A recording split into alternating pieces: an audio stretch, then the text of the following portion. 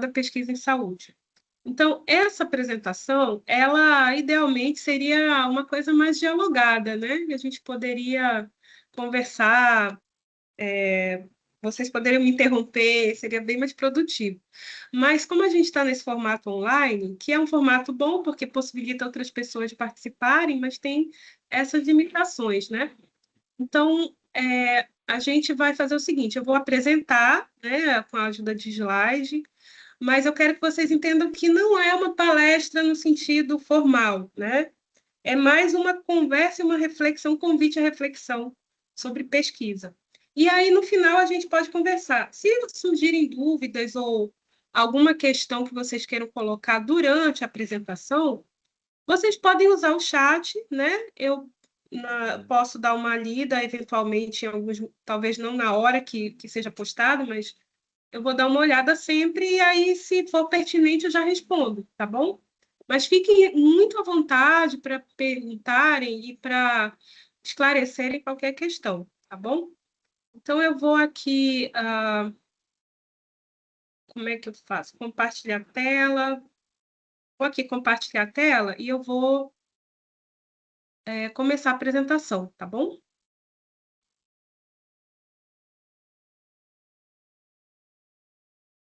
Esse aqui,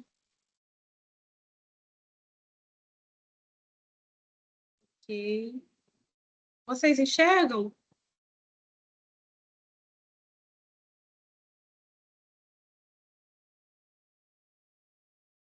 Ainda não consegui. Algumas pessoas já conseguem, mas eu acho que quem não conseguiu ainda vai começar a ver daqui a pouco. Aqui.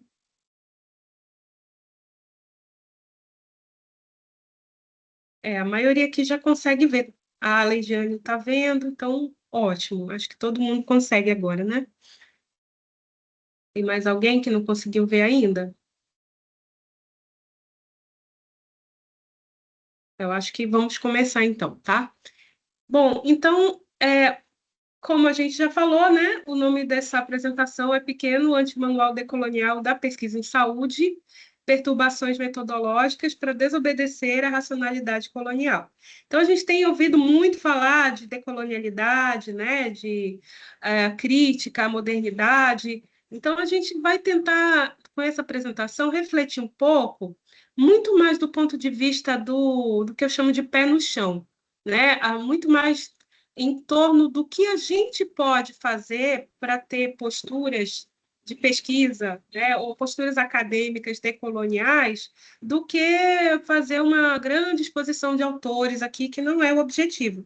Embora tudo que for apresentado tenha o seu fundamento em alguma literatura de referência, e, à medida do possível, isso vai ser apresentado para vocês, tá bom?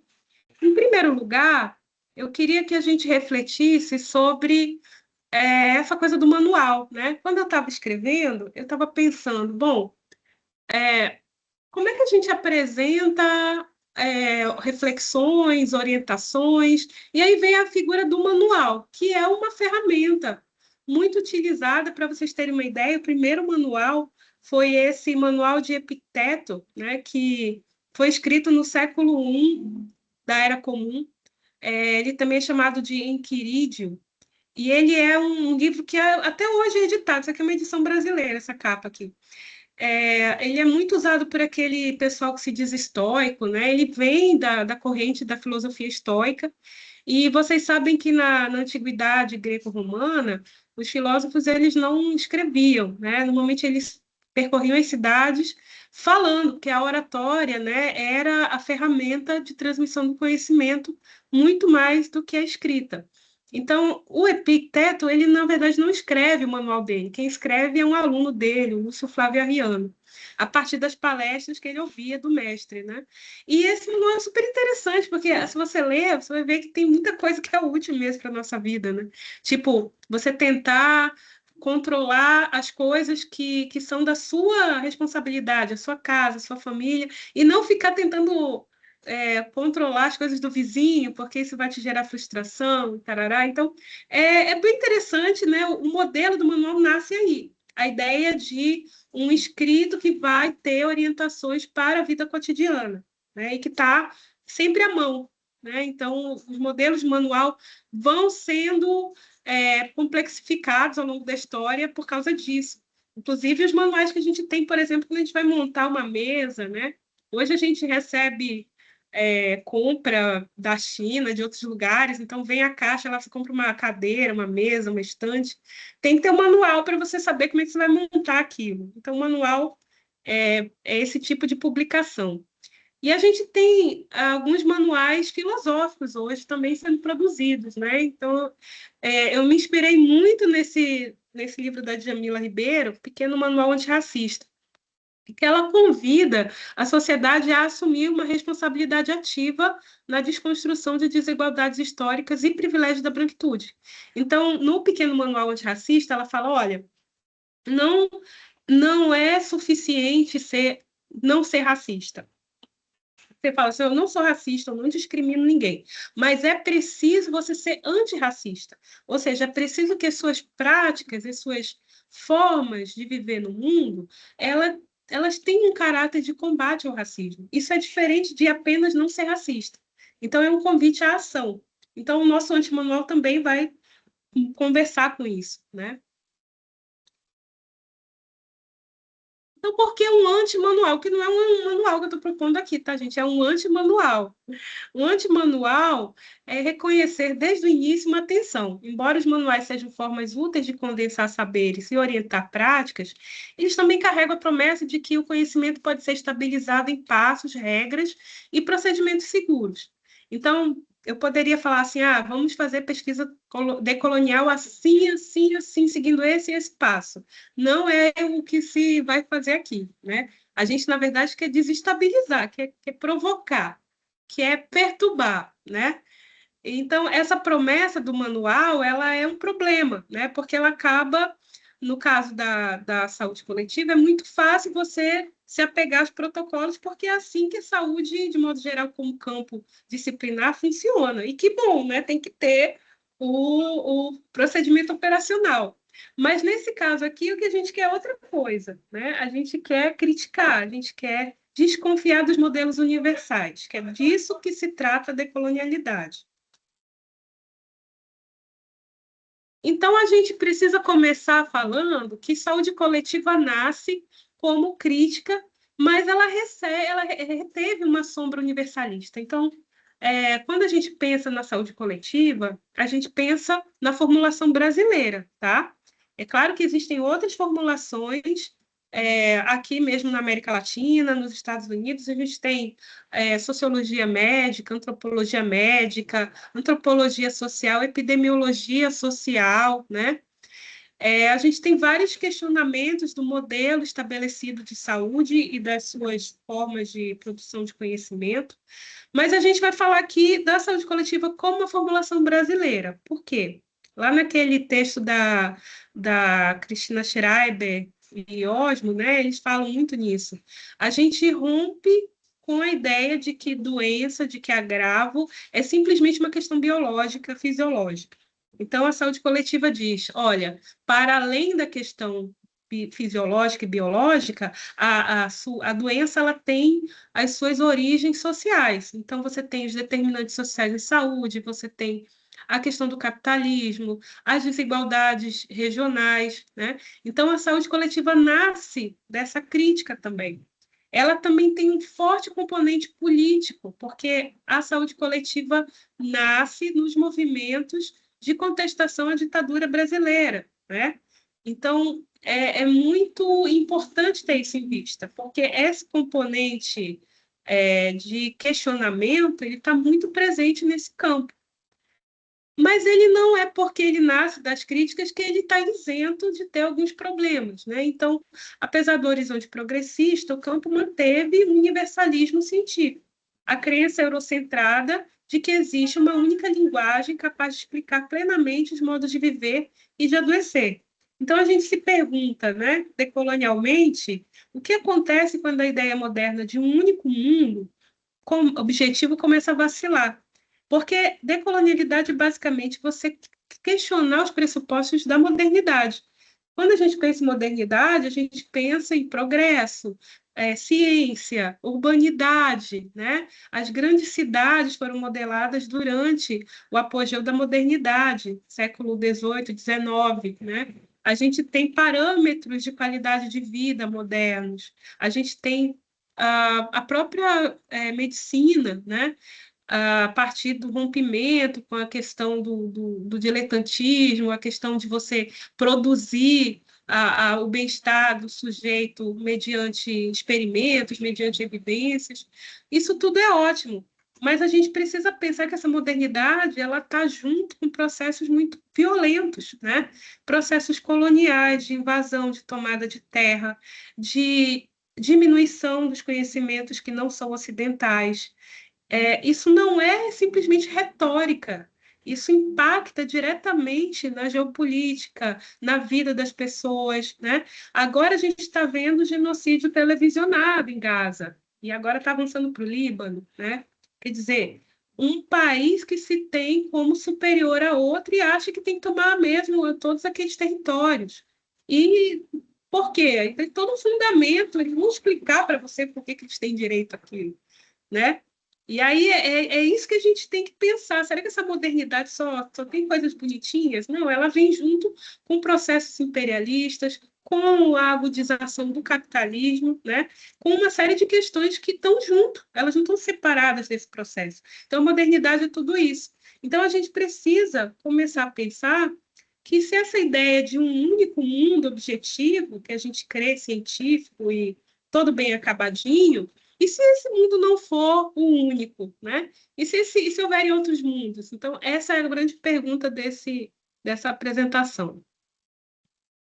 A gente tem também uma encruzilhada. Eu gosto muito de autores que trazem a questão decolonial para o chão, né?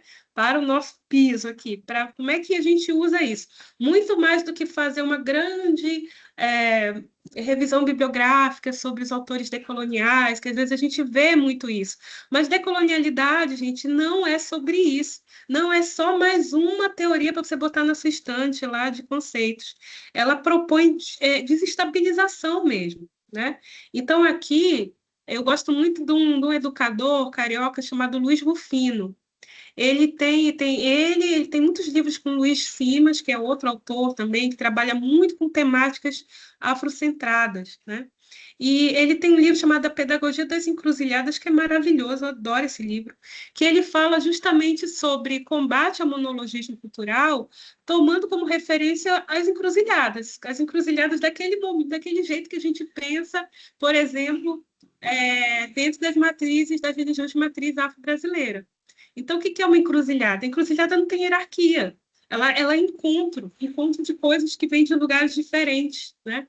E a saúde coletiva ela é uma encruzilhada. Inclusive, ela tem três grandes constituintes epistemológicos, né? A epidemiologia, planejamento e gestão em saúde e as ciências sociais e saúde. Então, ela é um cruzo, né? E o desafio é a gente desprovincializar esses fundamentos e evitar a domesticação do outro, porque a colonialidade é domesticar o outro, é diminuir, hierarquizar. Então, a gente se insurge contra isso, né? Então, aqui no nosso antimanual, a gente vai ter alguns voos, tá? A gente vai fazer alguns voos. Eu falei para vocês, não vamos ficar, teoria tal, autorzinho, ano. Não, a gente vai falar sobre algumas ideias e vai consultar alguns autores, sim, mas numa perspectiva de conversas e de diálogos, né?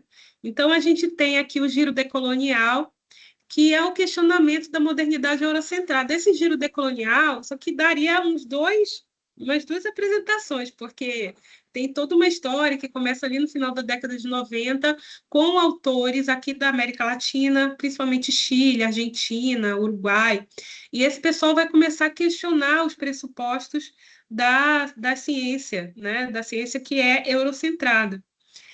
A gente tem também a ideia de levar o ponto de vista do outro em conta de forma radical. Essa ideia vem da minha área de formação, que é antropologia, e a gente chama de virada ontológica, né? Que foi um movimento ali muito em torno do conceito de perspectivismo ameríndio. Então, o que é o perspectivismo? Não sei se vocês estão familiarizados, né?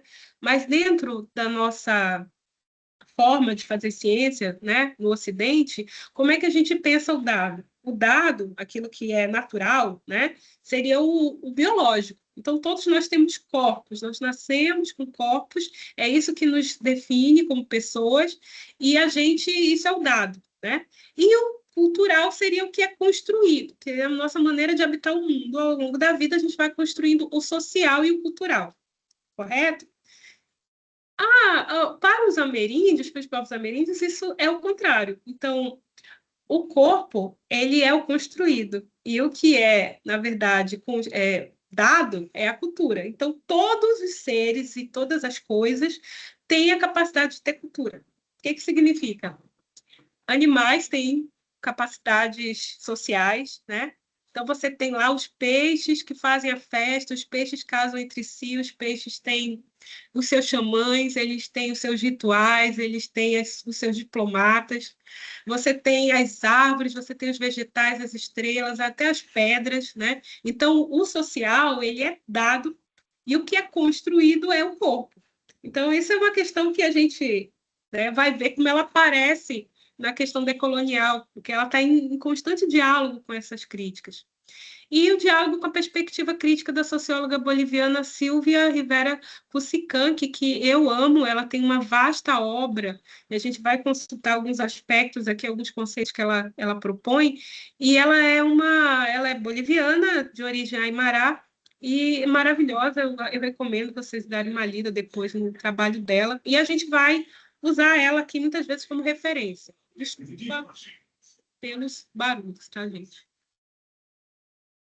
Então, a gente tem aqui a pesquisa em saúde na Amazônia operando como uma zona de extração. E agora, gente, eu estou falando aqui com uma pesquisadora situada, tá? Eu sou uma mulher não branca que mora na Amazônia e produz aqui, e eu lido com essas questões como vários de vocês que estão aqui, né?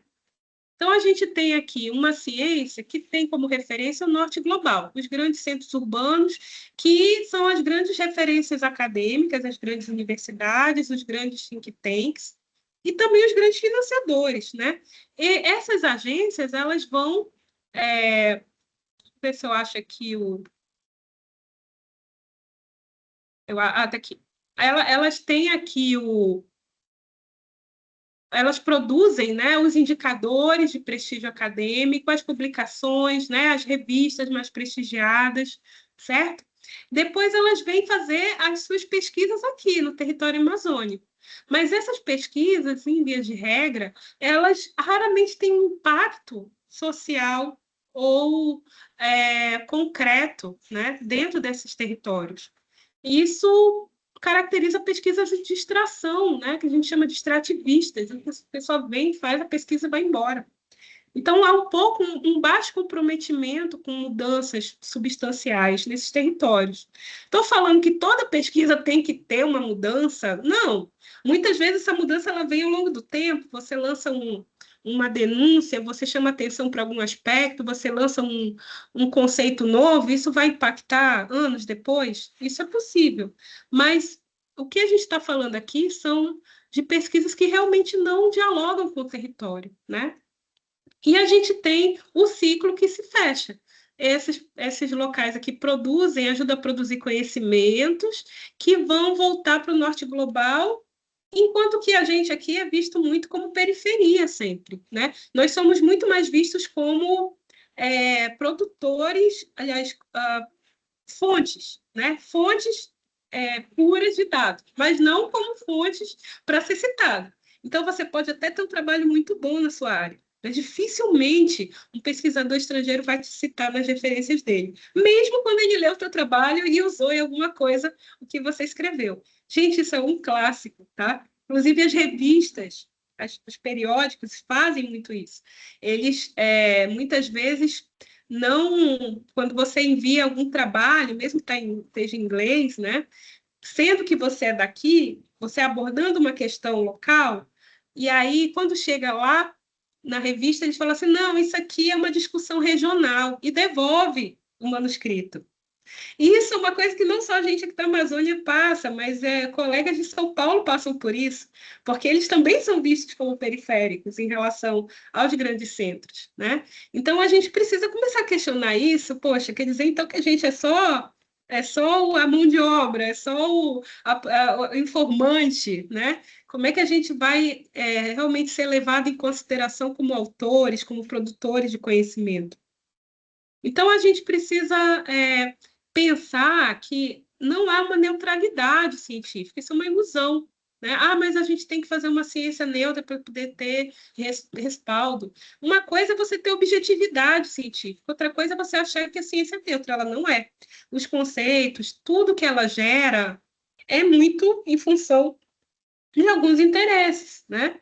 E a gente precisa reconhecer isso. Bom, então a gente tem aqui.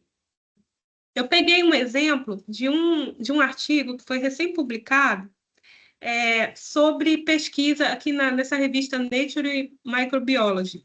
É uma revista de referência na área de microbiologia, para vocês verem que essa discussão da decolonialidade ela não está fora dos circuitos das ciências raras, no caso aqui do pessoal que pesquisa microbioma. Esse bactérias, outros organismos que vivem, por exemplo, na flora bucal, estomacal, né? Então, esse pessoal aqui, eles fazem pesquisa com isso. E aqui eles publicaram esse artigo sobre questões éticas de pesquisa em comunidades indígenas na área deles. E eles fazem todos esses questionamentos, né? De uma ciência que não é neutra, que muitas vezes não partilha os resultados e os benefícios daqueles trabalhos, de como é que práticas invasivas e extrativistas prejudicam essas comunidades. É um artigo super interessante, né, que mostra como é que essa discussão ela está ganhando espaço. Né? Antes, há uns 5 anos atrás, era quase impossível você ver um artigo sobre isso nesse tipo de periódico. E não é só esse, eu encontrei vários. Né? Isso aqui eu só usei como exemplo. Bom, então a gente vai começar o nosso pequeno antimanual, tá? A primeira coisa, a gente tem 10 prédicas aqui. Aí, na minha ideia é ampliar isso, eu queria colocar umas 13, né? Mas a gente vai trabalhar com 10 aqui. O que são prédicas? Seriam essas ideias, né? Essas ideias orientadoras aí para a gente desestabilizar as nossas certezas.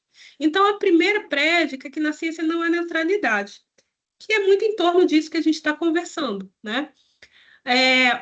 Por exemplo, editais, eles normalmente eles induzem, inclusive eles têm esse nome, editais indutores, né, ou fomentadores, para a gente poder desenvolver determinadas temáticas ou determinados conceitos. Então, eu lembro quando começou a coisa dos editais sobre questão de gênero para povos indígenas. E muitas vezes as mulheres do movimento indígena que eu acompanhava, elas não se reconheciam na discussão. Elas diziam, não, mas esse negócio de gênero para a gente, eu não sei se funciona, eu não sei se é a mesma coisa para as brancas, como é que é isso. Até que venceu, né, a questão financeira. Então, à medida que esses editais eles eram produzidos e financiados, mais gente se interessava em fazer essa leitura de gênero para as mulheres indígenas, e acabou que hoje isso não é mais um problema, né? Mas é só para vocês saberem que os conceitos e as categorias, eles não florescem do nada, eles têm todo um financiamento, toda uma indução para a gente operacionalizar eles, né? Inclusive de decolonialidade, por que está se falando tanto sobre isso ultimamente? A gente precisa saber, né? Então, a gente tem alguns conceitos aqui muito comuns hoje, né? Mudanças climáticas, vulnerabilidade, gênero, né? Esses são conceitos que são privilegiados em alguns editais. Então, as pessoas começam a produzir mais sobre isso. Mas a gente tem um monte de coisas que fica do lado de fora. Eu dou um exemplo aqui da malária, né? Malária agora tem um medicamento muito bom que foi para o SUS, inclusive pode ser usado em crianças, que é uma mudança qualitativa enorme em relação aos medicamentos anteriores, que muitas vezes eram baseados na quina, né? Que é uma planta, coisa do quinino e tal, que é algo que secular, assim, tipo, há muitos anos não tinha um avanço científico na área de pesquisa em malária, né? Mas, por outro lado, a gente tem o meu colega aqui do LMD, o Felipe Pessoa, que é um entomólogo médico, né? Falando que os entomólogos que trabalham com mosquito, lá, que identificam o mosquito, né? Que vê que qual mosquito está transmitindo tal doença, eles estão desaparecendo, né? Estão entrando em extinção, porque estão aposentando, estão falecendo, estão saindo da vida acadêmica e não estão conseguindo formar outras gerações de entomólogos médicos. Então, a gente tem uma pesquisa clínica em malária bem desenvolvida, mas a gente tem algumas áreas que são de base que estão ficando abandonadas, porque não estão tendo incentivo. Então, para vocês terem uma ideia de como isso funciona, né? Outra coisa, a questão do trabalho indígena, a gente fala muito sobre, na antropologia, que é a minha área, muito sobre indígenas, né, do ponto de vista dos rituais, dos rituais de passagem, do xamanismo, da cultura e tal, mas a gente fala muito pouco, por exemplo, como é que os índios na cidade, os indígenas vivem o mundo do trabalho, né? Como é que eles estão trabalhando em quê? Quanto eles ganham? Como é que é o regime de trabalho deles? Há alguma diferença de ser indígena como trabalhador e um não indígena? Pouca coisa se fala sobre isso, né? Pouca coisa se fala sobre encarceramento indígena, que é muito grande aqui no Brasil, né? Questões, por exemplo, de agroecologia, tem pouca pesquisa, porque tem pouco incentivo, né? Então, a gente tem algumas áreas que são holofotadas, né? Para usar um conceito lá da senhorita Bira, aquela influência que eu adoro. Muitas áreas holofotadas, destacadas, financiadas, e muitas áreas que ficam na escuridão, né? Então, isso é para a gente saber que não há neutralidade, né? Sempre há uma série de interesses que convergem. Eu não estou falando que são sempre interesses ruins, tá, gente? Mas a gente precisa saber que não é neutro. A segunda prédica que eu queria propor para vocês é a desobediência, né? E que desobedecer o quê? A gente tem na ciência, normalmente, uma hierarquia muito bem estabelecida entre quem produz a ciência e quem produz os fatos, os aspectos da vida que vão servir de elemento de análise, né? Então, é aquela história lá que eu estava falando para vocês sobre pesquisadores do norte e do sul global, mas aqui a coisa é um pouco mais profunda, porque mesmo os pesquisadores do sul global, que somos nós, os periféricos, né, nós também estamos aqui nessa hierarquia, ocupando o cume da pirâmide. A ideia do pesquisador-autor. Então, quem tem a escrita tem a validade como produtor do conhecimento. Vou dar um exemplo. Você chega numa comunidade. Não, vou dar um exemplo mais não hipotético, algo que realmente aconteceu. Há uns anos atrás, eu não lembro, eu não sei qual foi o ano, mas a minha mãe me pediu um livro. Ela é cozinheira, né? E ela queria um livro sobre plantas alimentares não convencionais, punks. Vocês já devem ter ouvido esse termo por aí, né? Então, punks, comprei o livro para ela, levei para ela. E aí ela estava lendo e ela falou assim: minha filha, esse livro ele é interessante, mas olha, tem muita coisa aqui que eu não sei por que eles chamam de não convencional, porque são coisas que a gente usa, né? Tipo taioba, ora pronobis, né? Peixinho, aquelas plantas que a gente come, né? Aí eu falei, pois é, não convencionais para quem, né? Não é para gente aqui, porque a gente usa. É não convencional, talvez, para uma pessoa urbanizada lá do sudeste do Brasil, né? Que acha que isso é exótico, que chique, eu tô comendo uma planta aqui, que é da Amazônia e tal. Então, qual é a questão ali, né? Eu fui olhar o livro com cuidado, depois desse questionamento da minha mãe, e eu percebi uma coisa, assim, a pessoa, que inclusive eu conheço a pessoa que escreveu o livro, ele percorreu um território muito grande, vários estados do Brasil, né? Fazendo essa coleta de informação, ouviu muita gente, né? Ele faz um trabalho muito enciclopédico mesmo, de identificação das plantas, coloca lá o nome científico, bota até umas receitas e tal. Muito legal o livro. Mas não tem, gente, o nome de ninguém que ajudou a fazer aquilo. Não tem uma pessoa que ele ouviu que ele colocou ali como coautora. Eu falei, gente, tem alguma coisa errada aqui, né? Quer dizer, você vai se soltar aquele menino no mato, ele não sabe o que é o quê, né? Mas ele precisou de ouvir mulheres, de ouvir muitas pessoas para poder fazer esse trabalho. E aí, na hora dele, né, reconhecer de onde veio esse saber, ele não reconhece. Então, isso é um problema, tá? A gente não pode achar que isso é normal, não é. A gente está no século XXI, 2026, não cabe mais esse tipo de coisa. A gente precisa reconhecer, sim, os saberes das pessoas que deram a informação. E isso é uma coisa alimentada, inclusive, pelas revistas científicas, né? Você pega a revista e ali está uma limitação de número de autores. E eu trabalhei com, sei lá, com 20 pessoas, mas eu só posso colocar como autor 4 ou 5, né?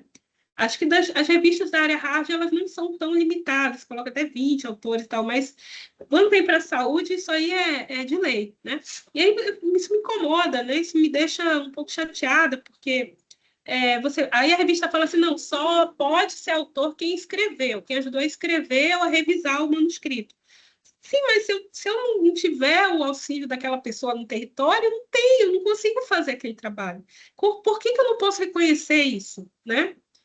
Quer dizer, essa coisa do fetiche da escrita que eu coloquei aqui. Você só reconhece o conhecimento que está escrito. Você não reconhece o conhecimento oral, você não reconhece outras formas de conhecimento. Então, a gente precisa romper com isso, desobedecer isso e buscar uma coautoria relacional, né? Indo adiante, aqui é um exemplo, tá? De um livro que rompeu com isso. E eu nem estou falando, tá, gente, que isso aqui é um modelo para todos os outros. Eu acho que isso aqui foi uma saída encontrada, tá? Outras formas de reconhecimento dos saberes no território podem ser dinamizadas, podem ser criadas, tá? Mas esse livro é muito legal, ele está online no site da Rede Unida, chama Trançar, Destrançar e Tecer na Dança e no Canto. Práticas de Medicina Indígena na Amazônia. Ele foi organizado pelo meu colega, Júlio César Schweikart, e pelo doutor João Paulo Barreto, que é um indígena tucano. Tá? E ele é legal porque ele trata justamente da ideia de você envolver as pessoas nos territórios como coautores. Não é fácil fazer isso, é um trabalho grande, né? Você vende uma chave da oralidade para transformar isso em escrita, não é muito fácil, mas eles conseguiram. Então, é um trabalho que eu gosto muito de usar como referência para a ideia de que é possível a gente fazer diferente, né? Então, aqui a gente tem a terceira prática. Eu vou acelerar um pouco, senão não dá tempo, tá, gente? Mas desculpa aí se eu falo muito rápido, mas até o jeito. Então, a gente tem que ter cuidado com as grandes tarjetas. O que são as grandes tarjetas? São grandes conceitos que a gente convenciona para tratar analiticamente alguma coisa, mas a gente acaba com isso achatando as coisas, né? Você acaba destruindo a especificidade do objeto. Então, por exemplo, essa coisa das medicinas indígenas, né, que é o objeto aqui desse livro. Por que medicinas indígenas e não medicina tradicional? Porque justamente a ideia é você analisar a perspectiva plural disso. Então, o tucano tem a sua medicina, e é medicina, não é saber, não é etnomedicina, é medicina, porque ela está em disputa mesmo. Ela é um termo em disputa para afrontar mesmo a ideia de que existe só uma medicina ocidental, tá? Então, tem um viés político dessa escolha de palavras. A ideia de que você fala medicina no plural para você dar conta da pluralidade, para você não achatar ninguém, né? Então, você vai pensar que as grandes tarjetas, as grandes etiquetas, elas são formas de você de acabar com essa especificidade, né? Tem várias etiquetas. Epistemologias do Sul, lá do Boaventura Santos. Horrível, detesto, acho horrível. Porque ele pega uma batalha que as pessoas nos territórios, né, na América Latina, na Ásia, na África, vários pensadores vão pensar formas de dar luz às suas epistemologias, né? E aí ele pega e junta tudo num balaio só e fala epistemologias do Sul. Ou seja, ele faz um processo inverso, não pode, Boaventura, né? Então, eu não gosto, tá? É uma grande etiqueta, eu não acho ela muito útil. E TKS é Indigenous Traditional Knowledge Systems, desculpa meu inglês, mas é justamente a ideia de conhecimentos indígenas, sistemas de conhecimento indígena tradicional. Qual é problema? É uma outra grande etiqueta. Ele é útil para você botar num projeto, para você captar recursos, mas você, analiticamente, ela é pobre, porque ela achata um monte de coisa que é diversa e interessante, né? Saberes tradicionais, a coisa do etno, né? Etnomatemática, etnobotânica. Não, gente, é botânica, é matemática, né? Só que é do ponto de vista indígena. É um campo disciplinar de diálogo. Não é etno, você diminui aquilo. Você paraleliza, você fala que é marginal, né? E a ideia do S, né? Botar o S como plural, quer dizer, as coisas são plurais. Então, isso aqui é uma prédica muito importante, né? Cuidado com as grandes tarjetas. Bom, aqui eu quero falar de um aspecto um pouco mais concreto da experiência de pesquisa de todo mundo. E aí não é só do pesquisador, mas também de quem vai fazer uma intervenção no território, da equipe de saúde que vai ali atender, né? É muito comum, gente, eu lembro de um projeto que eu fui fazer parte, e o projeto era para fazer algumas oficinas nos territórios da Amazônia, em vários estados da Amazônia, né? E aí me deram a lista lá, a planilha de custos do projeto para eu dar uma olhada. E aí tinha diárias, passagens, bolsas, taraná, material didático, publicação, impressão de folder, blá. Mas aí eu perguntei, gente, cadê o dinheiro da comida? Não, mas está aí a diária dos pesquisadores. Falei, não, da comida. Porque quando você faz uma oficina num local, não é fazer aqui, né, em Adrianópolis, não é fazer aqui no Alvorada.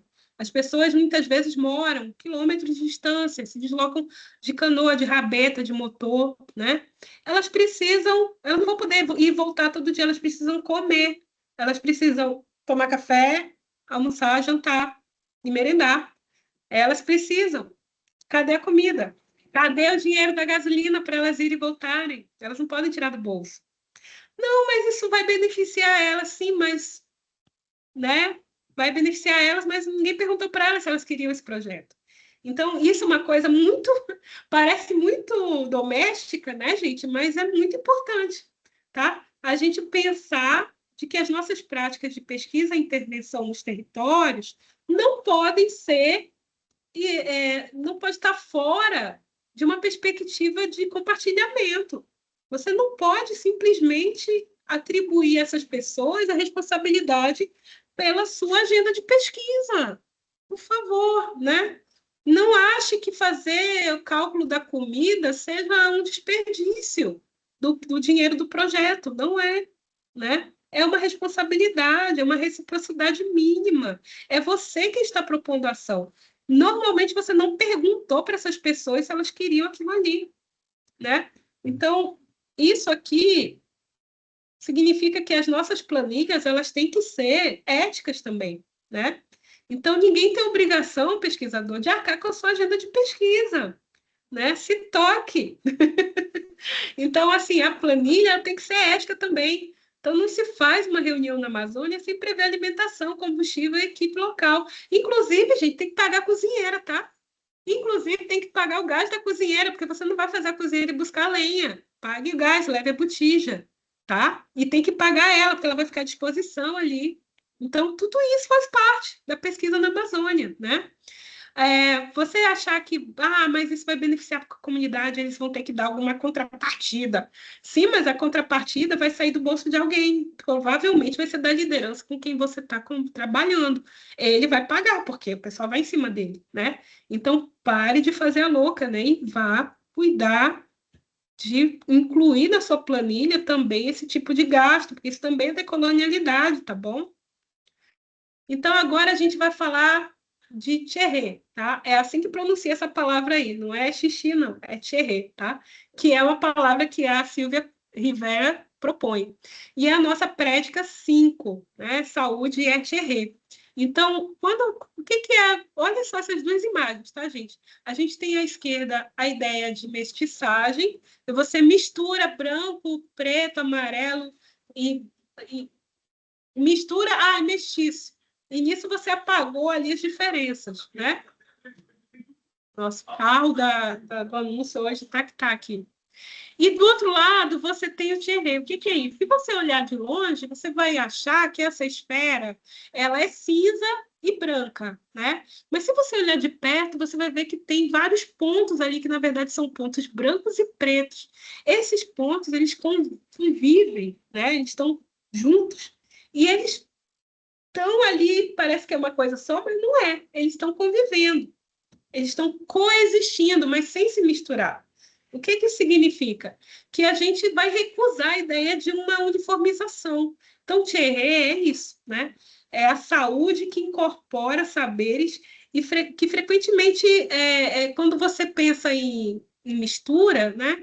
Você está pensando em uniformização. Então, o Thierry é anti-uniformização, né? O que que significa? A gente tem, por exemplo, um território que pode ser extremamente complexo, né? Eu vou fazer uma pesquisa, por exemplo, entre povos de terreiro. Aí eu chego lá, como é que é a saúde aqui entre esse pessoal aqui desse terreiro? Então, eu vou fazer todo um olhar a partir dessa ideia de que ali eu vou encontrar os elementos que eu preciso. Mas se eu seguir aquela pessoa até a casa dela, e se eu conviver com ela durante algum tempo, ao invés de olhar só durante o terreiro ali, durante as giras, né? Se eu tiver uma convivência melhor com ela, talvez eu descubra que essa pessoa também vai na igreja católica, que ela vai no SUS, que ela vai no postinho, que ela tem lá outras práticas de cura que eu não estou visualizando porque eu estou com a ideia de pureza, de que ela é só aquilo ali que eu estou vendo durante aquelas práticas religiosas. Então, a gente precisa pensar que a saúde ela é um campo complexo.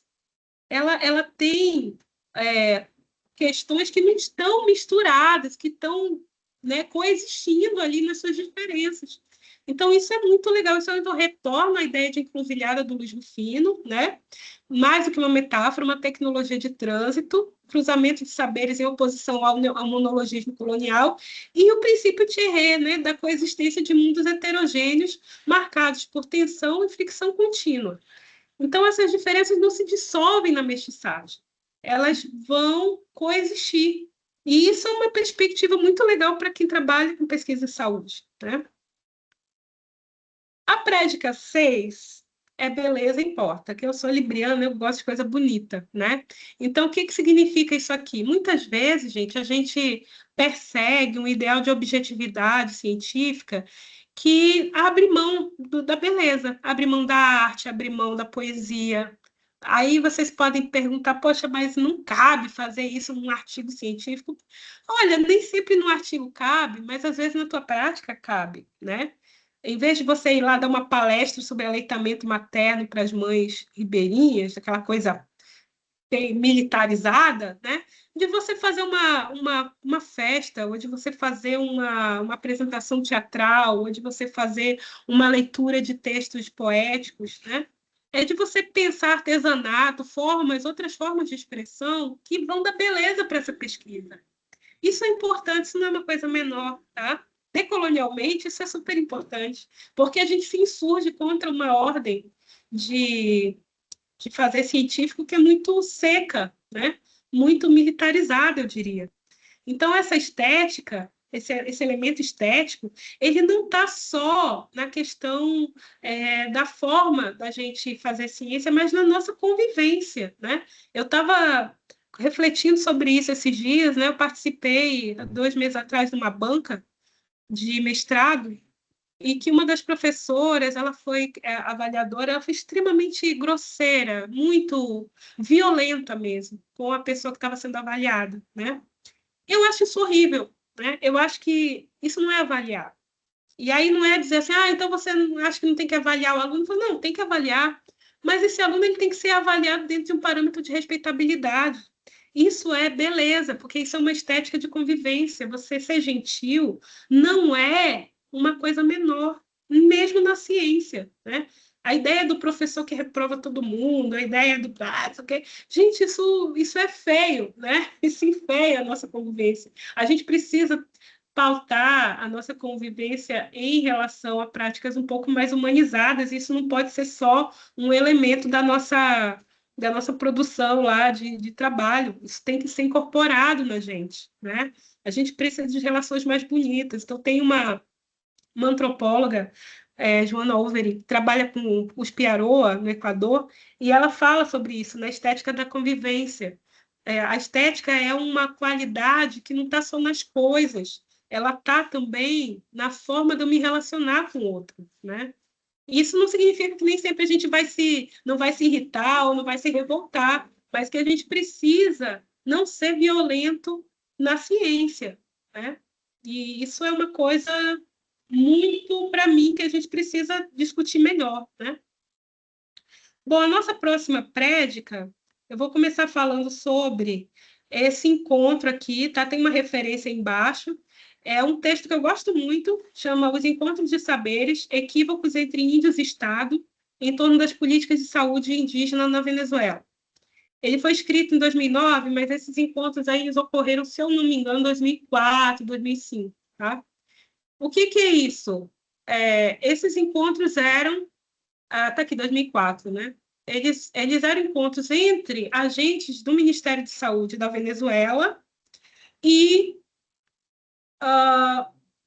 equipes, né? Equipes técnicas, desculpa, e indígenas Yanomami. Então, eles colocavam todo mundo lá para discutir como é que promovia a saúde dos Yanomami, tarará. Só que o José Antônio Kelly, que é um antropólogo, que estava presente nesses encontros, ele começa a se incomodar com uma coisa. Ele percebe que há no discurso dos técnicos um forte componente de que a ideia da multiculturalidade significava que o Estado não iria cumprir as suas obrigações em relação àquela população. Por exemplo, olha, a gente não vai trazer remédio aqui de farmácia porque, poxa, a gente vai desestimular os xamãs Yanomami. Eles têm a medicina deles. Eu não vou ficar impondo, isso é colonialismo. Eu não vou trazer os médicos aqui toda hora, porque isso vai gerar um desestímulo da prática xamânica dos Yanomami. Então, assim, uma série de coisas que começaram a incomodar os antequeres. Assim, poxa, então o pessoal está dizendo que, em nome do multiculturalismo, eles não vão fazer o trabalho de saúde, né? E aí é que está, né, a nossa próxima prédica, que é a prática 7. Nem todo multiculturalismo, gente, é emancipador. Então, muitas vezes você vê a pessoa, vamos falar de cultura, vamos fazer uma ciranda, vamos falar de acesse, vamos falar de coisas dos indígenas, dos ribeirinhos, dos quilombolas, legal. Mas nem sempre esse discurso vem acompanhado de uma prática responsável de saúde, né? Você não pode achar que estimular, valorizar a cultura e o saber e o conhecimento daquele povo, te exime, enquanto agente de saúde, enquanto agente do poder público ou da ciência, a cumprir suas obrigações, né? Então, a diferença cultural não pode justificar a precarização ou a administração da escassez, tá? Então, você tem um respeito à cultura, isso a gente escuta muito em encontro, né? Esses encontros políticos e tal. Às vezes até da boca de lideranças, né, indígenas. Eu já escutei, não, porque a gente tem que fazer os nossos quintais com as nossas plantas, parar de ficar tomando remédio branco. Falei, olha, eu acho que uma coisa legal você valorizar essa medicina própria, né? Esses conhecimentos, isso é maravilhoso. Mas isso não muda o fato de que há uma necessidade de complementaridade. Quando uma pessoa é diagnosticada, por exemplo, com câncer, não tem como aquela planta resolver o problema, tá? Você vai precisar de um tratamento. A vacinação é importante, sim, você não vai vacinar as pessoas com planta. Então, tem uma série de questões que é muito difícil equilibrar, né? Porque você sempre vai ou pender para o lado de achar que está diminuindo aquele saber tradicional, ou pender para o lado de achar que você está apenas valorizando demais uma coisa que precisa de complementaridade. Então, isso é um desafio, né? Mas é preciso ter em vista que nem todo multiculturalismo é emancipador. Então, em nome desse multiculturalismo simbólico, dessa exaltação dos símbolos, que é importante, você não pode achar que tudo bem você não fazer o seu trabalho, você não ter uma UBS, você não ter um atendimento para aquela população, né? Então, é muito é um equilíbrio que tem que existir e é uma coisa que está muito presente em alguns discursos, inclusive científicos, né? Então, a gente precisa ter muito cuidado com isso. Autonomia cultural e justiça material precisam caminhar juntas, né? Eu não posso... tem um exemplo assim, muito comum, que me incomoda muito como antropóloga, né? Com relação aos indígenas Warau. Um antropólogo na Venezuela falou isso uma vez, alguém pegou essa referência, e o pessoal aqui no Brasil que trabalha com Warau, 90% deles repetem essa história. Não, porque os Warau vão para o sinal pedir com as crianças, pedir dinheiro, porque eles estão fazendo a mesma coisa que os ancestrais deles faziam nas florestas, só que na floresta eles extraíam coisas da floresta e agora eles extraem dinheiro dos brancos. Gente, isso é um discurso tão, mas tão perigoso, né? Porque você está, na verdade, culturalizando uma prática que vem de uma questão de sobrevivência. É capitalismo, não é cultura, gente, né? Às vezes não é cultura, é capitalismo. Então a pessoa está num estado de miserabilidade, ela está com fome, ninguém dá emprego. O que ela faz? Ela vai para o sinal, né? Mas isso virou cultural. Não, gente, não é cultural, isso é uma alternativa que eles encontraram no desespero. Então, a gente precisa ter muito cuidado com esses discursos, né? Porque então eu vou deixar eles no sinal com as crianças, porque é cultural, né? Não é, gente, não é assim. Então, é sobre isso essa prédica aqui, tá bom? Cuidado com o multiculturalismo absoluto. Bom, depois eu quero falar sobre a forma como a gente apresenta os nossos sujeitos de pesquisa, tá? Eu não sei se vocês já ouviram falar do FIB. É uma sigla para Felicidade Interna Bruta. Então, o que é o FIB? O FIB é a ideia de que você tem outros indicadores além do IDH, além do PIB, né? Que é o Produto Interno Bruto, que é um indicador econômico, macroeconômico super usado.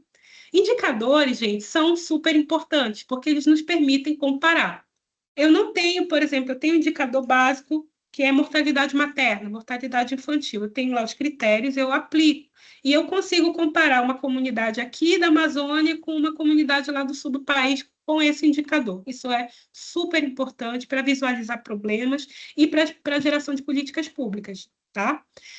O que a gente quer discutir aqui é outra coisa, é a forma como a gente apresenta os nossos interlocutores nos nossos papers, nas nossas dissertações, tá bom? Então, aqui é o Butão, tá? Esse é um país que fica entre a China e a Índia.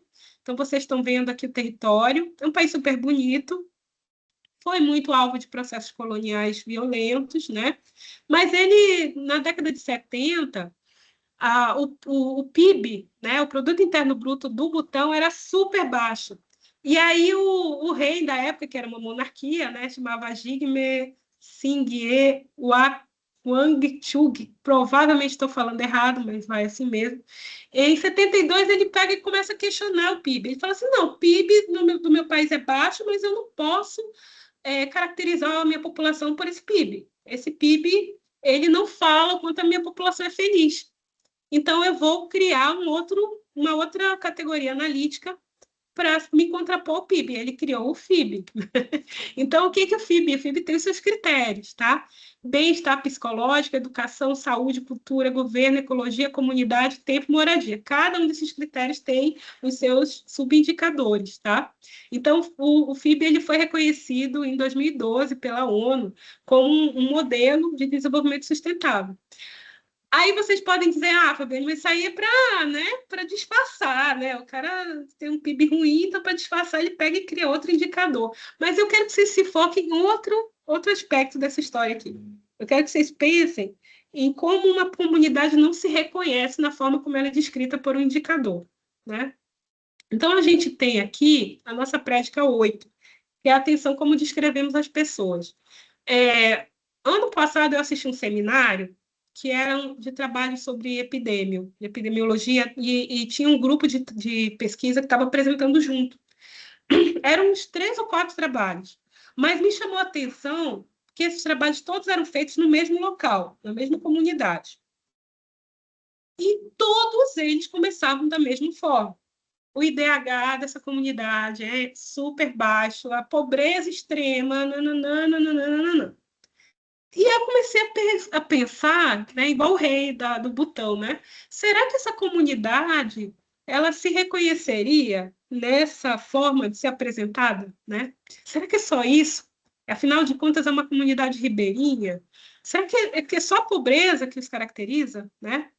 Então, a gente precisa ter atenção de como a gente descreve as pessoas, talvez escutá-las, perguntar para elas se elas se reconhecem, se elas não têm outras ideias sobre como elas podem ser apresentadas, tá? Isso não é dourar a pílula, isso não é disfarçar a pobreza, não é. É apenas você tentar ser mais respeitoso com as pessoas que você pesquisa, porque elas são pessoas, tá, gente? Não são ratinhos de laboratório. Então, a gente precisa ter um pouco de respeito por elas também, né? Então, você pensar, talvez, tá, tem um IDH baixo, tem uma precariedade, tem uma pobreza, mas tem também redes de reciprocidade, tem inteligência comunitária, tem uma agência coletiva, né? Então, o direito à representação, as populações devem ter autonomia sobre as categorias usadas para medi-las. Isso não é fácil, né? Você tem que apresentar o seu trabalho para as pessoas, você tem que perguntar como é que vocês pensam que seria melhor, né? A violência narrativa, né, que é apresentar o território apenas por suas características, transforma pessoas em problemas e modos de vida em atraso. Se você pega uma comunidade ribeirinha que é funcional, né, que está ali vivendo há tanto tempo, e aí você só pega esses aspectos da precariedade, você está dizendo que o modo de vida daquelas pessoas não funciona, que ele é ruim, que ele é atrasado, que ele é primitivo. E é complicado, né? Então, a vulnerabilidade deve ser denunciada, mas sem apagar a dignidade e as formas locais de riqueza, como fez o rei do Butão, né?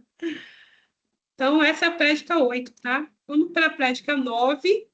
Não somos o centro do mundo, aqui a gente tem um diálogo muito forte com as teorias perspectivistas, né? Então, a rede de responsabilidade. Então, eu falo sempre assim, quando eu estava trabalhando em Tucano, eu recebi um nome tucano, né? O que significa receber um nome? Ah, é um negócio legal que o antropólogo vai ficar exibindo por aí que recebeu um nome indígena. Não, não é só isso, né? É você pensar que você não é mais uma pessoa à toa naquele mundo. Você tem um lugar nele. Você tem responsabilidades nele. Você tem parentes. O nome te dá parentes, porque você agora é irmão do fulano, você é filho do cicrano, você é primo do outro, né? Então, o humano ele tem que estar situado no mundo. Você pensar que nós não somos o centro do mundo significa você pensar numa diplomacia cósmica, né? Então, por exemplo, os indígenas falam muito nisso. O adoecimento ele emerge como rompimento de pactos entre mundos. Você desobedeceu alguma regra, você foi num lugar que não devia. Então, para que isso é importante para a saúde? A saúde coletiva ela nasce, como a gente viu, né, dessa crítica ao biologicismo e à medicina como algo extremamente fisiológico. Então, se você quer realmente levar a sério uma prática de saúde que vai conversar com outros saberes, você tem que levar isso em conta. A doença não é só isso, né? Você pode chamar de outros nomes, de conforto psíquico, né, de atenuante, mas você tem que levar em conta que as pessoas vivenciam os processos de saúde e doença não só como corpo, né? Elas vão também vivenciar como entendimento, como conhecimento, como moral, como ética, né? Então, a desaceleração, que é o princípio aqui que a gente está abordando, a cosmopolítica exige questionar a redução da vida ao biológico isolado. Cuidar é compor relações habitáveis entre múltiplas existências. Quer dizer, não é só você olhar para os povos indígenas, quilombolas, caiçaras, como detentores de saber, mas de você pensar em cosmopolíticas do mundo, né? Em pensar que animais fazem parte também dessa rede. Né? A água, o rio, né? Tem um país aí que deu um ganho de causa jurídica a um rio, quer dizer, o rio virou um sujeito de direito. Aqui no Brasil, eu vi, semana passada, se eu não me engano, um cachorro ganhou uma ação contra uma ex-tutora, né? Que chama de tutora, eu acho esquisito, né? A dona dele, né? A dona dele ele é um poodle e ela deixou o cachorro virar uma montanha de pelo. O pobre do cachorro mal conseguia se mexer. Daí foi resgatado, cortaram o pelo dele e entraram na justiça contra ela, porque ela tinha prejudicado aquele ser. E ele ganhou, o cachorro ganhou, parece que foi R$ 3.000, né? Parece uma coisa à toa, mas significa que a gente tem uma mudança de paradigma aí. Quer dizer, essa ideia de que nós não somos o centro do mundo e que não é só o humano que é capaz de ganhar uma ação na justiça, de ser um sujeito de direito, ela está sendo deslocada em função de outros seres, né? Então, a gente precisa pensar nisso nas nossas práticas também. A saúde, os biólogos criaram a ideia de One Health, né? Saúde única, que eu acho que é só uma forma deles expulsarem de novo os chatos dos cientistas sociais da discussão, porque eles eximem qualquer discussão sobre condições sociais, né? Sobre questões coletivas, fica só uma coisa assim, animais e humanos, né? Cadê o capitalismo na história? Não tem. Mas é uma tentativa, vamos dizer assim, né? A gente precisa caminhar em relação a isso também, né? De entender que o ser humano está dentro de redes relacionais e cosmopolíticas. E, por fim, a 10ª prédica, para a gente terminar as prédicas aqui, né?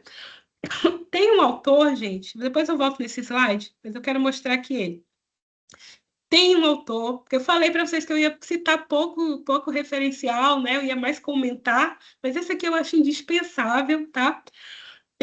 É um livro chamado Uma Ecologia Decolonial, desse maravilhoso Malcolm Ferdinand. Ele é um pensador caribenho, filósofo.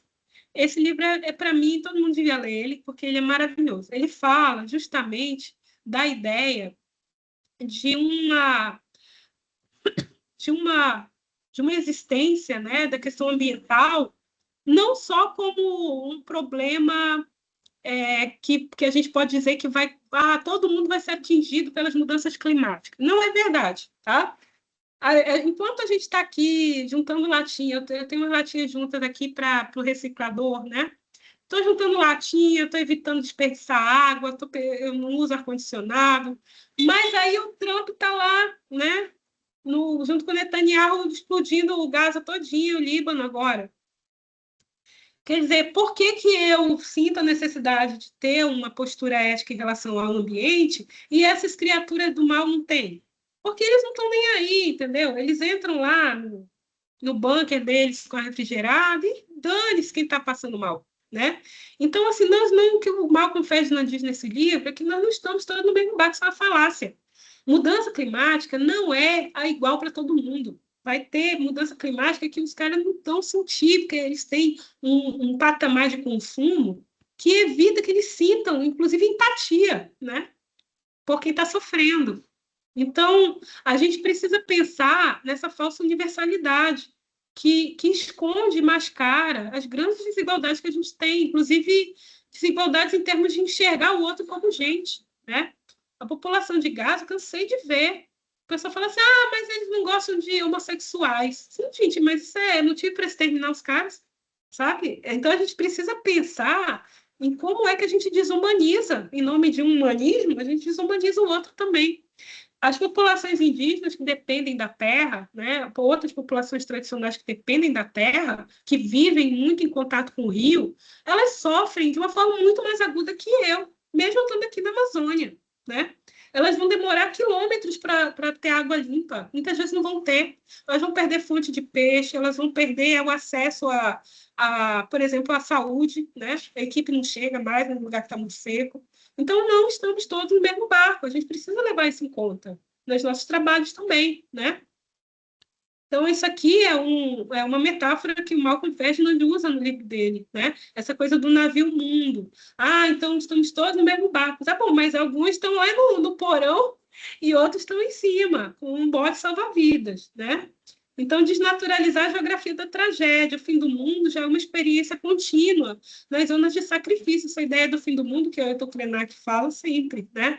Para os povos indígenas, o fim do mundo começa lá quando Colombo chega aqui, na América. Para os povos africanos, chegou quando o primeiro colonizador britânico pisou lá. Então, a gente tem várias questões que a gente precisa lembrar, né? Para a gente não mascarar as nossas desigualdades em termos bonitos, né? Supostamente universais. Bom, então, assim, para fechar, tá? A gente pode pensar em uma matriz diagnóstica, racionalidade colonial versus pesquisa decolonial. enquanto pesquisa decolonial, enquanto esforço, enquanto desestabilização, não enquanto receita de bolo, tá? É por isso que é um antimanual, que é mais para pensar do que para dizer que você vai fazer X, Y, Z. Você vai buscar as suas formas de decolonialidade dentro do seu trabalho, dentro da sua prática de pesquisa, tá?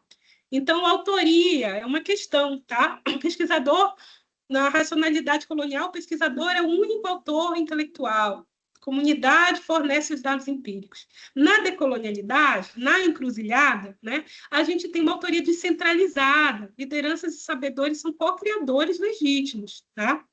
Economia extrativista, os custos invisíveis da pesquisa são transferidos para a comunidade.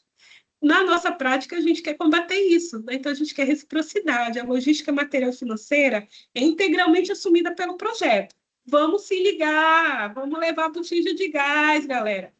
Ficou na casa da liderança comunitária para fazer o seu trabalho, contribua com a comida, né? Não seja uma pessoa abusiva. Categorização universalista, achata mundos em grandes tarjetas. E a específica decolonial, a gente reconhece a pluralidade ontológica das medicinas, o plural, o S, tá?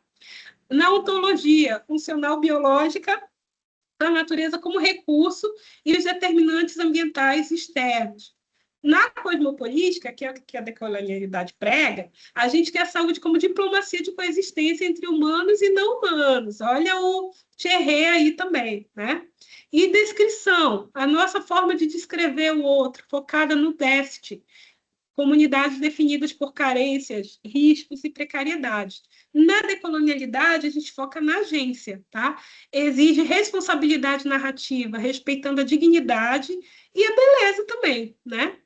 Então, a gente tem aqui os eixos transversais para um novo ecossistema de pesquisa, que eu gostaria que vocês pensassem nisso, né? Senão a gente... Não adianta a gente falar de decolonialidade sem a gente buscar formas de aplicar isso, gente, tá? Então, a gente tem a noção de descentramento, né? O abandono do humano biológico como uma única medida e hábito da verdade, a autoria e reconhecimento, destruição de categorias de informante. Ah, baca esse negócio de informante, tá, gente? Quem tem informante é a polícia. Você não tem informante, você tem interlocutor de pesquisa. Você tem sujeito de pesquisa tão sujeito quanto pesquisador, tá bom? A reciprocidade operacional, o fim da extração gratuita. Você pode, gente, pensar em formas de... Ah, eu não posso pagar a pessoa, o meu sujeito de pesquisa, porque isso é contra a norma do CNPq. Não pode pagar, mas você pode contribuir com a comunidade de alguma forma. A comunidade está precisando encaminhar um documento. Poxa, vamos escrever aqui o documento em caminho para vocês, né? Ah, eu estou precisando, a comunidade precisa de um curso. Gente, eu já fiz curso de informática em comunidade, tá? Porque a comunidade pediu. E a gente tinha lá um pelotão de fronteira com uma sala de informática, vamos fazer o curso. Pedimos a autorização do comandante e fizemos. Tinha alguma coisa a ver com o meu trabalho? Não tinha, mas a comunidade queria, eu estava lá, eu estava enchendo o saco deles na minha pesquisa. Eu achei justo. Troquem, negociem, conversem, escutem, né? Perguntem, gente, vocês estão precisando de alguma coisa que a gente possa ajudar? Então, vocês vão se surpreender com as respostas. E isso, gente, cria vínculo, isso cria compromissos, isso impacta na comunidade, isso é muito gostoso, né? Então, pensem nisso também, nas práticas de pesquisa. Justiça material, recusa do multiculturalismo simbólico, que naturaliza o abandono estatal. Então, não vamos achar que porque a gente está falando de cultura que a gente resolveu a pessoa que está morrendo de fome, né? A falta de atendimento. Ah, mas eles têm o xamanismo. Sim, gente, mas precisa da ação estatal, da responsabilidade do sistema de saúde, né? E escuta sensível, que é fundamental, né? Captura da beleza, da arte cotidiana, da agência política da vida, tá? Então, é importante lembrar, pensar, né? Dentro dessa coisa da implicação constante que a Djamila fala no pequeno manual antirracista dela, né? Antes de iniciar seu campo, audite o seu projeto. Quem paga? Quem está pagando pelos custos desse projeto? Inclusive os custos invisíveis, né? Gás, alimentação, logística comunitária. Ou a comunidade está financiando a sua presença? Pensa nisso, né? Quem nomeia, sua pesquisa impõe tarjetas acadêmicas universais ou utiliza categorias políticas e cosmológicas que o território escolheu para si? Né? Quem assina? As lideranças e transmissores orais que viabilizam intelectualmente e materialmente o projeto são reconhecidos como coautores? Para além dos agradecimentos, né? Quem se beneficia? Quando os dados virarem artigo capital acadêmico no norte global, qual será a alteração concreta nas condições materiais do território? Custa perguntar? Não custa. Ah, mas meu projeto não vai ter impacto agora, mas ele pode ter depois. Tente mensurar isso, né? Tente mensurar, isso é importante. Tente, pelo menos, refletir sobre isso, tá? Então, a travessia que a gente quer fazer, né?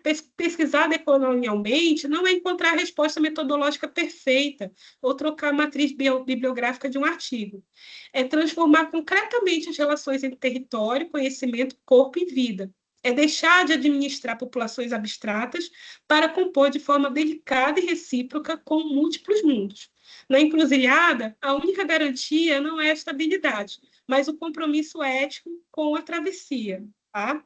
Então, gente, eu vou encerrar a apresentação por aqui e vou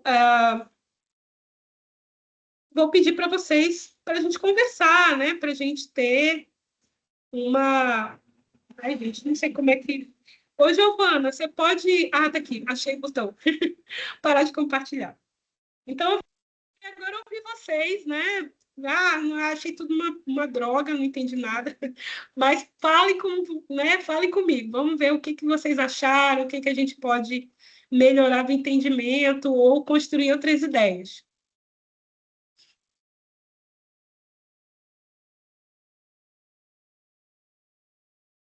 Se tiver alguma dúvida,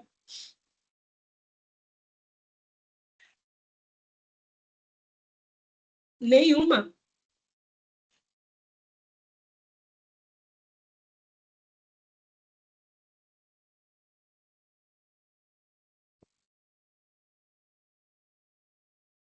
Aqui é Camila Fernanda Pinheiro Nascimento. Pode falar. Oi, Camila. Oi, estão me ouvindo? Estamos te ouvindo. Oi, gente, bom dia. Eu queria agradecer por essa palestra de hoje, né? Eu fiquei muito feliz de conseguir participar agora de manhã. Achei muito interessante tudo que tu expôs para a gente. Assim, eu sou pesquisadora desde a graduação, né? Eu me formei em 2016, então desde 2014 eu estou no mundo da pesquisa com comunidades ribeirinhas e só no doutorado que eu consegui ter contato com essa categoria, né, da decolonialidade e tenho tentado me aproximar dessa discussão porque apesar de que a gente é pesquisador da Amazônia, muitas vezes a gente consegue fazer alguma dessas coisas, né, de formas livres, né?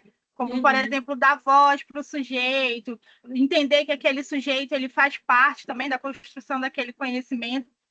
Mas hoje, na tua apresentação, eu consegui ver várias coisas que eu faço e que eu não faço, e que é interessante a gente colocar tudo isso, né, dentro do mundo da pesquisa, porque são coisas realmente que a gente não aprende. Na academia, a gente aprende essa pesquisa colonial, né? A gente aprende isso. Quando a gente pensa, quando a gente está nas primeiras aulas de pesquisa, metodologia da pesquisa, o que a gente aprende é essa primeira parte da ciência dura, daquela ciência que vai, muitas vezes até extrativista, mas quando a gente vai para o campo, a gente vê, principalmente aqui eu acredito na Amazônia, a gente vê que não é bem por aí. Quando a gente chega no campo, essa forma de pesquisar, de pensar a ciência, ela não se materializa de fato. Muitas vezes a gente chega no campo, já aconteceu comigo, e as pessoas não quererem mais conversar com os pesquisadores e ter aquele discurso de falar assim: vocês vêm aqui, fazem um monte de pesquisa, depois vai embora, a gente nunca mais vê vocês, então a gente não está mais interessado nisso. Então, realmente, né, eu não sei se tu já publicou, se é a primeira vez que tu ensaia fazer essa discussão, assim, mas eu achei muito interessante. Eu queria ter um artigo, algum material para poder ler, porque muitas vezes na palestra a gente consegue ter os insights, a gente consegue conversar contigo, que tu está aqui, mas na leitura a gente consegue até ter um pouco mais de profundidade. Então, se esse material ainda não virou nenhum tipo de manuscrito, eu indico muito que vire, né, para a gente que é pesquisador, que está na Amazônia, pesquisadores que estão começando, que às vezes, muitas vezes, o mestrado é o primeiro primeiro contato que as pessoas têm realmente com o campo, com pesquisa, e a gente se depara com tudo isso, e ter esse antimanual seria muito interessante. Olha, sabe, eu fiquei muito feliz, eu estava assistindo a tua palestra, eu estava assim, encantada, né, consegui te anotar algumas coisas, porque realmente é um norte que a gente tem quando a gente fala sobre isso. A gente tem esses textos muito densos sobre decolonialidade, e aí a gente acaba se perdendo muito no pensamento. E eu acho que tu conseguiu fazer um resumo muito interessante, trazer. Foi bem didático, eu acho, para quem está nessa incursão de conhecer, de tentar ser, né, decolonial nos seus trabalhos. Eu achei muito legal. Eu queria deixar. Não é nenhuma pergunta, é mais assim, um incentivo para que, se não foi publicado, você publique, né? Em forma de artigo, de capítulo de livro, ou até mesmo em forma de um livreto, daqueles livretos que a Fiocruz tem, não tem? A gente tem naquela coleção. Um livreto daquele seria tão interessante, porque desses assim, ó. Uhum. Porque eu acho que cabe muito, sabe? Eu fiquei muito, muito contente pelo esse antimanual que tu trouxe, porque realmente deu assim um beabá do que seria, né, a gente conseguir fazer essa travessia, porque é muito difícil fazer essa travessia. Eu estou tentando aqui na minha tese, eu acredito que eu não vou conseguir fazer a travessia, eu vou só dar uns pequenos passos, de repente em outros trabalhos eu consiga, porque realmente é muito difícil, a academia ainda não entende isso, quando você propõe, né, fazer uma pesquisa com uma metodologia participativa, muitas vezes a gente já encontra esses entraves, né? Ah, você não vai conseguir, o campo é difícil, né? Você não tem tempo, ainda tem a questão do tempo, né? Então é muito difícil você conseguir fazer a travessia, mas eu acho imprescindível ter esse diálogo, porque a gente consegue ver que não é difícil, mas não é impossível. Eu acho que essa que é a mensagem final. E muito obrigada por compartilhar com a gente esse material, eu achei muito legal. Camila, esse material ele é um artigo, né? Eu queria muito transformar ele em outras coisas, né? Eu trouxe ele aqui, pedi para apresentar, justamente para ouvir vocês, né? Para ouvir colegas, pessoas que estão com essa questão, porque eu acho que ele tem que ser enriquecido, sabe? Com as experiências também das pessoas. E é como você falou, a gente que vive aqui, que tem relações aqui, o nosso fazer científico, ele é um pouco diferente, inevitavelmente, né? Não estou falando que todo mundo, mas uma boa parte das pessoas, ela vai ter uma sensibilidade maior quando chega no território, né? Nossa, eu lembro que na época da pandemia a gente estava falando sobre isso lá no pessoal da antropologia, né? Essa coisa que a gente sente, muitas vezes você é tirado dentro da comunidade como um pesquisador que vem de fora, né? E as pessoas ficam chateadas porque não te dão crédito em função de decepções que elas já passaram com outras pessoas, né? Vocês só vem aqui, né? Faz o trabalho, vai embora. Quer dizer, o que vocês deixaram aqui para nós, né? Então, a ideia é transformar isso não sei se num artigo, em outro material, mas eu gostaria de enriquecer. Então, trazer para vocês aqui também foi uma forma de melhorar essa reflexão, porque me incomoda muito a ideia que eu vejo em alguns trabalhos de decolonialidade como mais um conceito, sabe? Olha como eu sou inovadora, estou usando um conceito que surgiu agora, né? Assim, relativamente, embora a decolonialidade, o giro decolonial aqui no Chile, o grupo Colonialidade e Modernidade produz desde o final da década de 90, né? Mas é um conceito recente em comparação a outros, né?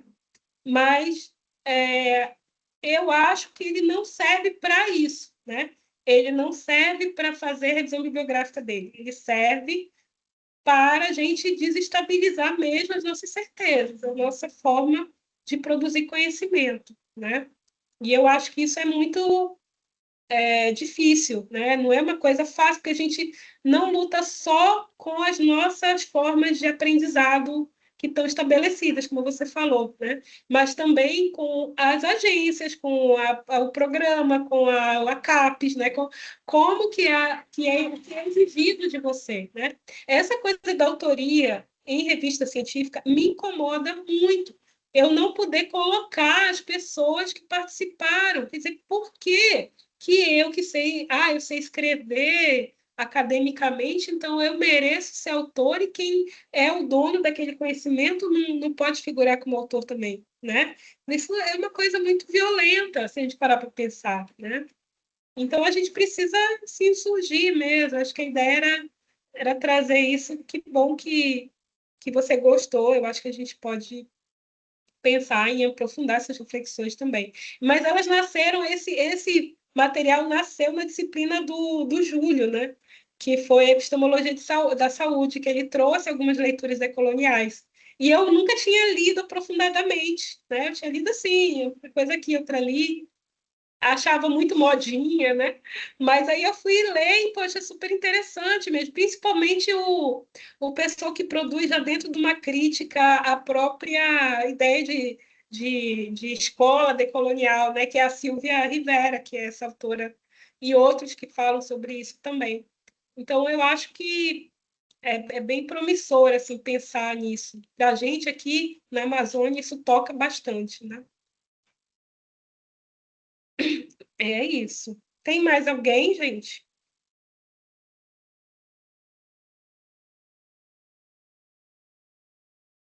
Bom, então a gente vai encerrar e eu vou agradecer vocês pela presença, tá bom? E é isso.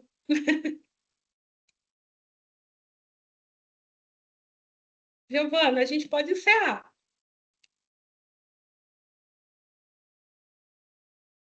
Tá bom, vou encerrar a gravação Tá, Cristiane? aqui. Obrigada. Obrigada a todo mundo, gente. Um abraço.